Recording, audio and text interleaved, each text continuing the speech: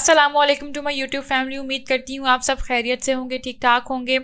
आज की वीडियो का जो टॉपिक है वो बहुत इंपॉर्टेंट है। आज हम एक न्यू इंडिकेटर सीखने वाले हैं विच इज़ RSI।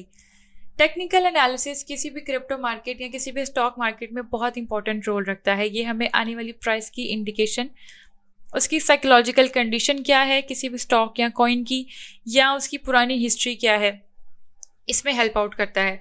तो आज जो हम इंडिकेटर सीखने वाले हैं वो है RSI। सबसे पहले अगर हम बात करें RSI की, तो RSI को 1978 में वेल्स वाइल्डर ने इन्वेंट किया था, जिसने ATR और ADX जैसे और भी इंडिकेटर्स इन्वेंट किए। लेकिन जो आज हम बात करेंगे वो RSI पर बात करेंगे। बगैर टाइम वेस्ट किए चलते हैं अपनी वीडियो की तरफ। ट्रेडिंग व्यू ओपन कर आप किसी भी कॉइन का चार्ट ओपन कर लें। मैंने इस वक्त बिटकॉइन का चार्ट ओपन किया हुआ है, 4 आवर टाइम फ्रेम है। RSI को अप्लाई करने के लिए आप सिंपली इंडिकेटर्स में जाएंगे, वहाँ पर आप RSI को टाइप करेंगे, रिलेटिव स्ट्रेंथ इंडेक्स आपको शो हो जाएगा। इसे फेवरेट्स में ऐड कर लें और अपने चार्ट पर अप्लाई कर लें। मैंने अप्लाई कर चुकी हूँ। अप्लाई करने के बाद मैं थोड़ा सा इसको जूम इन कर देती हूँ ताकि आपको समझा सकूँ। RSI की अगर सेटिंग्स में जाएं तो इसकी जो डिफ़ॉल्ट सेटिंग आती है अपर बैंड की वो 70 आती है, मिडल बैंड की 50 आती है, लोअर बैंड की 30 आती है। तो हम डिस्कस करेंगे कि ये क्या चीज़ है। सबसे पहले ये जो पर्पल लाइन आपको शो हो रही है, ये 14 डेज़ की जो प्राइस की एवरेज होती है, ये वो वैल्यू होती है। 14 डेज़ की जो किसी भी कॉइन या स्टॉक की जो प्राइस की क्लोजिंग होगी, उसकी वैल्यू हमें RSI में 0 से लेके 100 तक मिल जाती है। अब ये वो वैल्यू है। अब ये वैल्यू हमें क्या इंडिकेट कर रही है? सबसे पहले ये जो 70 है और ये लोअर 30 है। जब भी RSI की वैल्यू इस 70 से ऊपर होगी तो ये होगा ओवर बॉट एरिया, यानी कि अब मार्केट यहाँ पे बहुत ज़्यादा ग्रीन हो चुकी है, बहुत ज़्यादा खरीदी जा चुकी है। तो हम यहाँ पर क्या करेंगे, अगर आपने कुछ भी खरीदा हुआ है तो ये सेलिंग इंडिकेशन है, और अगर आप शॉर्ट की पोजीशन ओपन करना चाहते हो तो ये बाइंग इंडिकेशन है, यानी कि आप शॉर्ट यहाँ पे एक्टिव करके यहाँ तक आप प्रॉफिट गेन कर सकते हैं। ये हमें बाइंग इंडिकेशन देता है। अगर अब हम बात करें, इसको थोड़ा सा मजीद जूम इन कर लेते हैं। अगर हम बात करें इस एरिया की, जो कि लोअर बैंड यानी कि बिलो RSI की बिलो 30 से वैल्यू नीचे जाती है, यानी कि 25 पर है। तो इसका क्या मतलब है? इसका मतलब है इस एरिया को बोलते हैं ओवर सोल्ड एरिया, यानी कि मार्केट अब यहाँ पर काफ़ी ज़्यादा गिर चुकी है। तो ये हमें बाइंग इंडिकेशन देता है। जब मार्केट यहाँ पर गिरती है और थोड़ी सी सपोर्ट लेकर ऊपर जाती है तो इसका मतलब है यहाँ पर आप बाइंग कर सकते हो। ये बाइंग और सेलिंग इंडिकेशन हमारी हो गई क्लियर। उम्मीद है आपको यहाँ तक समझ आ गई होगी। अब अगर मैं आगे बात करूँ कि मैं ये वैल्यू मज़ीद नैरो क्यों कर देती हूँ, अपर बैंड की वैल्यू मैं 60 कर देती हूँ, लोअर बैंड की वैल्यू मैं 40 कर देती हूँ। अब ये वैल्यू मज़ीद नैरो करने से क्या होता है? इसका मतलब ये होता है कि ये वाला जो पार्ट है इसको मैं थोड़ा सा डार्कर कर देती हूँ ताकि आपको समझने में इजी हो, लाइक दिस। अब ये जो पर्पल एरिया है, मैं इस पर्पल एरिया को कहती हूँ नो ट्रेडिंग जोन, यानी कि ये वो एरिया है जहाँ पे आप ना ट्रेड में एंट्री लेते हो ना ट्रेड में एग्जिट करते हो। तो ये नो ट्रेडिंग जोन हो गया।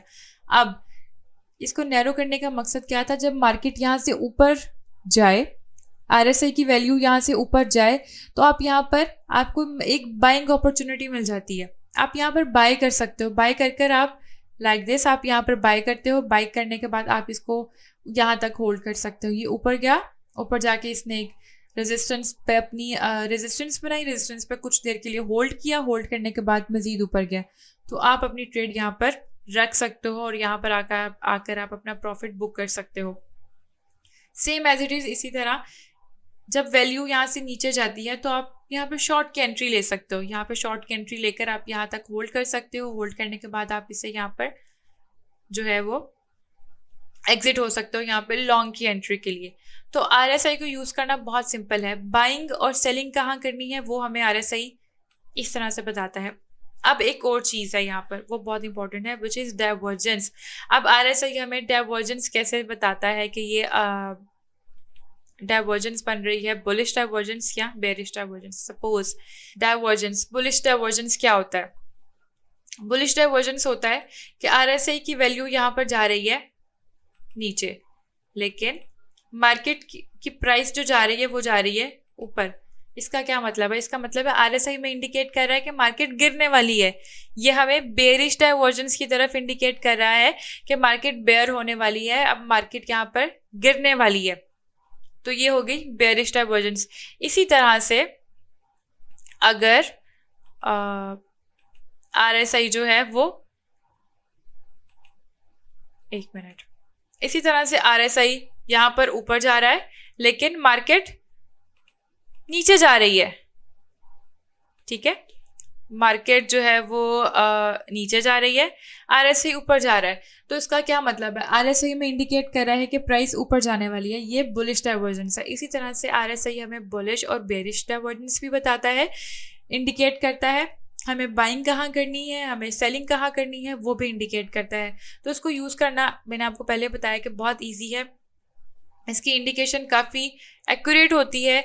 लेकिन एक चीज़ जो मैं यहाँ पे आपको क्लियर कर दूँ कि ये एक इंडिकेटर है।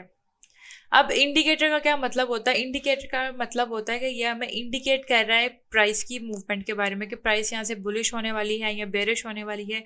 डाइवर्जेंस में हमें बताता है, ये इंडिकेट करता है, लेकिन हमें कंफर्मेशन नहीं देता। ये कंफर्मेशन हमें कब होती है? जब हम एट अ टाइम 2 से 3 इंडिकेटर से हम हेल्प लेते हैं और वो हमें सेम चीज़ इंडिकेट कर रहे होते हैं।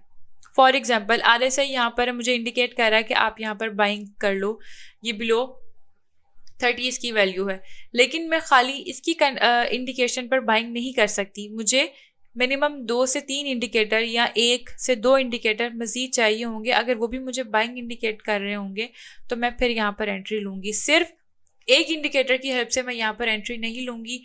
यही वो गलती है जो बहुत ज़्यादा लोग करते हैं और उसके बाद वो कहते हैं कि हमने कुछ जैसे ही ख़रीदा तो वो गिरने लग गया। क्यों? क्योंकि वो यहाँ पर अपनी एंट्री सही नहीं बनाते। जब आपकी किसी भी ट्रेड में एंट्री अच्छी होगी, एंट्री सही होगी, तो इसका मतलब आपकी ट्रेड जो है वो अच्छी जाएगी। सो ये थी आज की वीडियो। उम्मीद है मुझे कि आपको आज क्या टॉपिक समझ आया होगा। आरएसआई बहुत इजी है यूज़ करना, इसको समझना बहुत इजी है, इसकी एक्यूरेसी काफ़ी अच्छी है। तो उम्मीद है कि आपको आज की वीडियो समझ आई होगी। अगर आपको कुछ नहीं समझ आया तो कमेंट सेक्शन में मुझे ज़रूर बताएं, और मैं नेक्स्ट किस इंडिकेटर पर वीडियो बनाऊं उस बारे में भी मुझे कमेंट सेक्शन में बताएं। मिलते हैं नेक्स्ट वीडियो में। फ़िलहाल के लिए अल्लाह हाफिज़।